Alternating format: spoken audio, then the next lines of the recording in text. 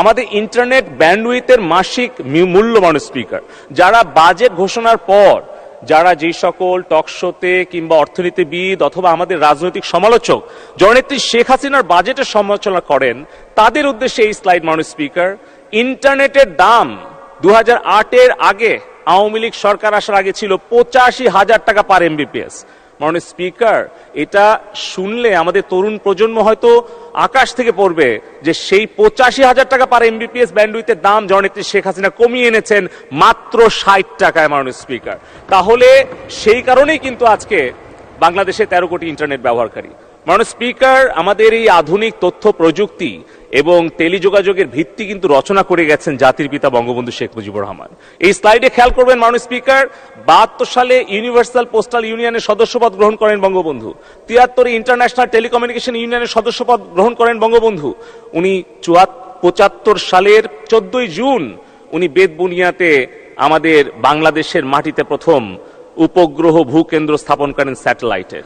সেই স্বপ্ন পূরণ করেছেন বঙ্গবন্ধুর কন্যা জননেত্রী শেখ হাসিনা 2018 সালের 12ই মে আমাদের নিজস্ব স্যাটেলাইট বঙ্গবন্ধু 1 স্যাটেলাইট উৎক্ষেপণের মধ্য দিয়ে। মাননীয় স্পিকার, স্লাইডে দেখছেন আমাদের এখন সাবমেরিন কেবলের সক্ষমতা হচ্ছে 7,200 জিবিপিএস। এটা 15 বছর আগে সক্ষমতা ছিল মাত্র 5 জিবিপিএস। 5 জিবিপিএস থেকে 7,000 জিবিপিএস। এবং সবচেয়ে দুঃখজনক ব্যাপার, 92 সালে বিএনপি যখন ক্ষমতায় ছিল তখন খালেদা জিয়া বিনামূল্যে সাবমেরিন কেবল সংযোগ পাওয়ার সুযোগটা হাতছাড়া করেছিল শুধু জ্ঞানের অভিবে। উনি সেই সময় বলেছিলেন বাংলাদেশ নাকি সাবমেরিন কেবলে যুক্ত হলে বাংলাদেশের সব তথ্য পাচার হয়ে যাবে। হয়তো উনার ধারণা ছিল না যে কোনটা সাবমেরিন জাহাজ, কোনটা যুদ্ধ জাহাজ আর কোনটা সাবমেরিন কেবল। হয়তো তার জ্ঞানের অভাবের কারণে সেই সময় উনি সাবমেরিন কেবল নিতে চান নাই। মাননীয় স্পিকার, মাননীয় স্পিকার, এবারে মাননীয় 5 মিনিট সময় দিচ্ছি। ধন্যবাদ মাননীয় স্পিকার, ধন্যবাদ। আমি শুধু এখানে একটা বিষয় বলতে চাই, এখানে কিন্তু বঙ্গবন্ধু স্যাটেলাইট 1 দিয়ে কিন্তু আমরা থামছি না। মাননীয় স্পিকার, মাননীয় প্রধানমন্ত্রী বিগত দ্বাদশ জাতীয় সংসদ নির্বাচনের আগে উনি স্মার্ট বাংলাদেশ রূপকল্পে ঘোষণা করেছেন আমাদের এখন কমিউনিকেশন এন্টারটেইনমেন্ট স্যাটেলাইটে 40টা বাংলাদেশের টেলিভিশন, এখন এই যে বিটিভি, সংসদ টিভি এবং প্রাইভেট চ্যানেল সবগুলো কিন্তু বঙ্গবন্ধু স্যাটেলাইট 1 দিয়ে চলছে। এমনকি বিদেশি 20টি স্যাটেলাইট চলছে।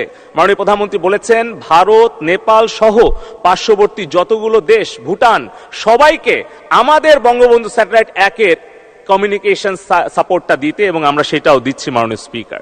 এবং মাননীয় স্পিকার, মাননীয় প্রধানমন্ত্রী বলেছেন এখন আমরা আর্থ অবজারভেটরি স্যাটেলাইট, ডিফেন্স স্যাটেলাইট, আমাদের সিকিউরিটি স্যাটেলাইট নিজস্ব থাকবে। আমরা 8টা থেকে 10টা নিজস্ব স্যাটেলাইট আগামী 4 বছরের মধ্যে, অর্থাৎ এই সরকারের মেয়াদে আমরা ইনশাল্লাহ মহাকাশে উৎক্ষেপণ করব বঙ্গবন্ধু স্যাটেলাইট 2, এবং যেটি আমাদের একদিকে সুরক্ষা দেবে, অপরদিকে পরিবেশগত উন্নয়ন, শহরায়ন, নগরায়ন, ভবিষ্যৎ পরিকল্পনা, আগাম বন্যার হাত থেকে রক্ষা, সব জায়গায় আমাদের সেই বঙ্গবন্ধু স্যাটেলাইট 2 আমাদেরকে সহযোগিতা করবে।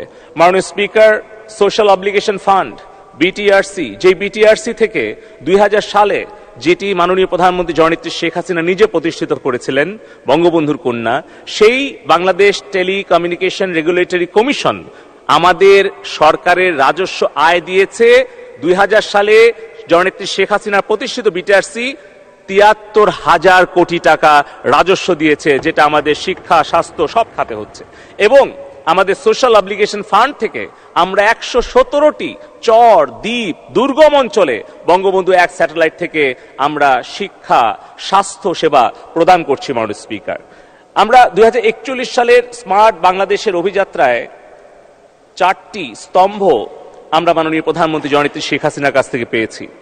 এই 4টি স্তম্ভের ওপরে 41 সালে গড়ে উঠবে আমাদের বঙ্গবন্ধুর স্বপ্নের সোনার বাংলার আধুনিক রূপ, একটি অন্তর্ভুক্তিমূলক উদ্ভাবনী স্মার্ট বাংলাদেশ। আমাদের স্মার্ট নাগরিকরা শুধুমাত্র উচ্চশিক্ষিতই হবে না, শুধুমাত্র আর্থিকভাবে সচ্ছলই হবে না, তারা হবে প্রগতিশীল, তারা হবে অসাম্প্রদায়িক, তারা হবে সৃজনশীল, উদ্ভাবনী, দেশপ্রেমিক, মুক্তিযুদ্ধের চেতনায় উদ্বুদ্ধ, যারা নারী পুরুষের বিভেদ করবে না, যারা ধনী দরিদ্রে বৈষম্য করবে না, সেই রকম সমস্যা সমাধানকারী উদার মানসিকতা নিয়েই গড়ে তুলতে চান মাননীয় প্রধানমন্ত্রী শেখ হাসিনা একটি স্মার্ট প্রজন্ম। স্মার্ট অর্থনীতি হবে, সজীব ওয়াজেদ জয় বলেছেন, ক্যাশলেস, যেখানে কোনো ফাঁকি দেওয়ার সুযোগ থাকবে না, যেখানে কোনো ঋণ খেলাপি করার সুযোগ থাকবে না, দেশ থেকে বিদেশে টাকা পাচারের সুযোগ থাকবে না, সবকিছু হবে ট্রান্সপারেন্ট, ডিজিটাল, ইন্টারকানেক্টেড, এবং স্মার্ট সরকার হবে পেপারলেস, করাপশন ফ্রি, ফেসলেস। সরকারের কাছে সেবা চাওয়ার জন্য অফিসে যেতে হবে না, সরকারের সকল সেবা থাকবে আমাদের স্মার্টফোনে, স্মার্ট সরকার ব্যবস্থায়। সেটি হচ্ছে বঙ্গবন্ধুর কন্যা জননেত্রী শেখ হাসিনা স্মার্ট সরকার।